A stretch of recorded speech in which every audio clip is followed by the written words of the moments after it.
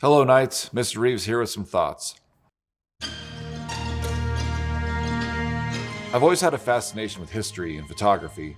Recently, I've been buying photo negatives from the 1920s, 30s, and 40s off of eBay and scanning them into my computer. The images that I'm finding are incredible. I'm finding people on vacation, old homes, children, friends, young couples falling in love, and I even stumbled across some valuable images that my great-grandfather took on the set of a famous silent film in 1926. I look at their faces and wonder what life must have been like back then. No cell phones, no fast food, writing letters for correspondence, and a very different way of life. Several of the photo batches that I found are full of military families in the 1940s and the World War II era. I'm fascinated by these images. Who were these people? Did they make it out of the war alive?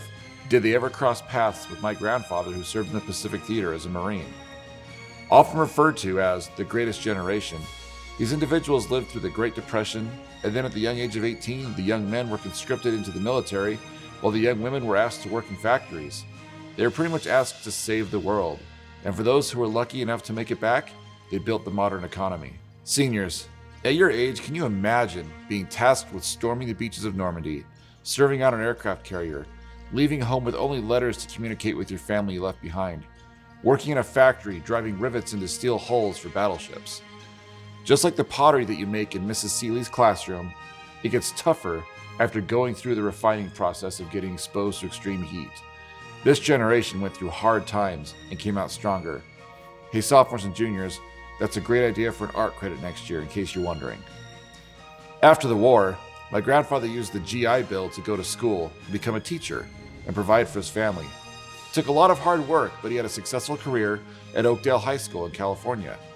Did you know that Lone Peak offers a class that teaches you how to be an educator? It's called Future Teachers and is taught by our very own Mrs. Springer. Hey, sophomores and juniors, a great idea for a CTE class if you need credit next year. Students, every generation goes through its own trials, but it's what we do when we face those trials that makes the difference. Every day I work with students who are having a hard time. They have a hard time with attending class, a hard time getting their homework done. They have a hard time mastering concepts in class. They have a hard time giving up unhealthy habits. But I want you all to know something.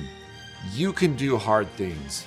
And it's when you do these hard things that you experience the personal growth you're going to need to make it in the post-high school world. I invite all of you to write that phrase down and put it on your bathroom mirror. Before you leave in the morning, say it out loud while you look yourself in the eyes.